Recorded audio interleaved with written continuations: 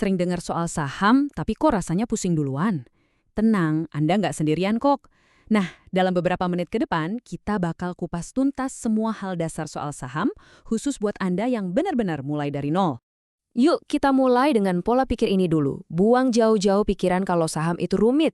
Tujuan kita hari ini cuma satu, ngebuktiin kalau konsep intinya tuh sebenarnya simple banget. Oke, kita mulai ya. Oke, first thing first, pertanyaan paling dasar yang mungkin ada di kepala Anda, saham itu apaan sih sebenarnya? Gampangnya gini deh, pas Anda beli saham sebuah perusahaan, itu artinya Anda lagi beli sebagian kecil dari perusahaan itu. Yap, Anda secara resmi jadi salah satu pemiliknya. Keren kan? Coba deh bayangin, Anda sama teman-teman patungan bikin usaha bareng. Nah, jatah kepemilikan Anda di usaha itu, itulah yang pada dasarnya kita sebut saham dalam versi sederhananya. Nah ini nih yang perlu kita pahami banget bedanya. Di satu sisi ada bisnis pribadi kayak warung kopi atau toko roti. Di sisi lain ada perusahaan publik raksasa yang biasanya ada embel-embel TBK di belakang namanya. Nah, saham dari perusahaan TBK inilah yang bisa dibeli dan dijual bebas oleh siapa saja termasuk kita di Bursa Efek.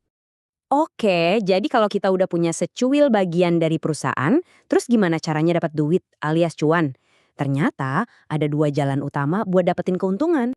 Nah, dua cara itu namanya dividen dan capital gain.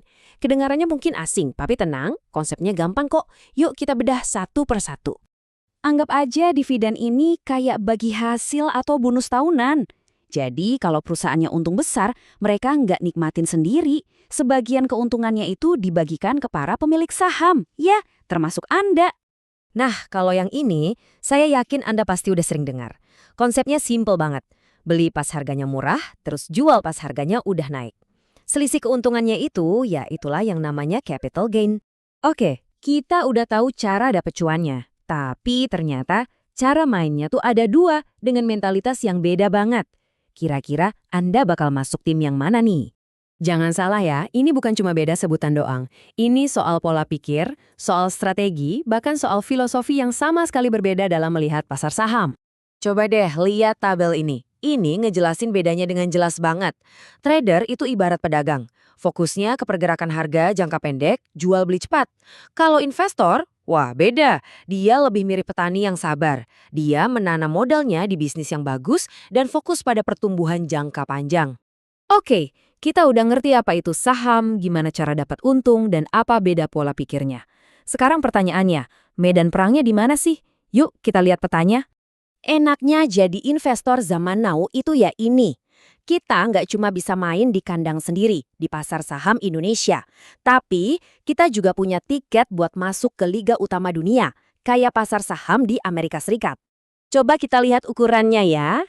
Pasar saham kita di Indonesia, kalau ditotal semua nilai perusahaannya, itu sekitar 600 miliar dolar. Angka yang gede banget kan? Eits, tapi tunggu dulu. Coba kita bandingin sama pasar Amerika. Nilainya sekitar 40 triliun dolar. Jauh banget ya bedanya. Nah, grafik ini nunjukin banget betapa jauh beda skalanya.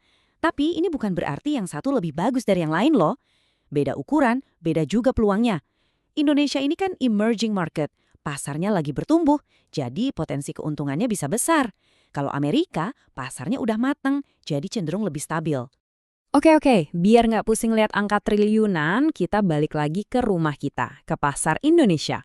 Nah, buat Anda yang baru mulai, biar gampang, coba deh kelompokin saham-saham yang ada jadi 3 kategori besar ini. Ini bukan aturan baku ya, tapi ini semacam panggilan akrab di dunia saham yang bakal sering banget Anda dengar. Ada yang namanya saham blue chip, saham konglomerat, sama saham dividen. Pertama, ada si raksasa yang namanya blue chip.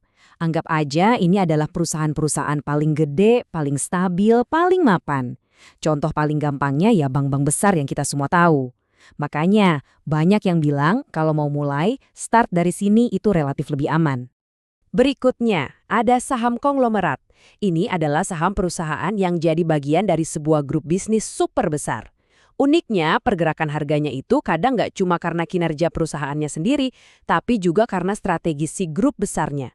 Makanya harganya bisa jadi lebih lincah, naik turunnya lebih cepat. Dan yang terakhir, ada saham dividen. Nah, ini cocok banget nih buat investor yang tujuannya bukan ngejar harga saham yang naik gila-gilaan, tapi pengen dapat gaji rutin dari investasinya. Jadi fokusnya tuh ke perusahaan yang rajin bagi-bagi keuntungan. Nah, jadi sekarang Anda udah pegang bekal awalnya nih. Anda tahu apa itu saham, gimana cara kerjanya, beda mentalitasnya, plus dapat sedikit peta buat navigasi di pasar lokal kita. Jadi, dengan semua ini, pertanyaan pentingnya sekarang udah bergeser. Bukan lagi apa itu saham, tapi mau jadi investor seperti apa saya nanti? Nah, dari situlah perjalanan Anda yang sebenarnya dimulai. Selamat mencoba,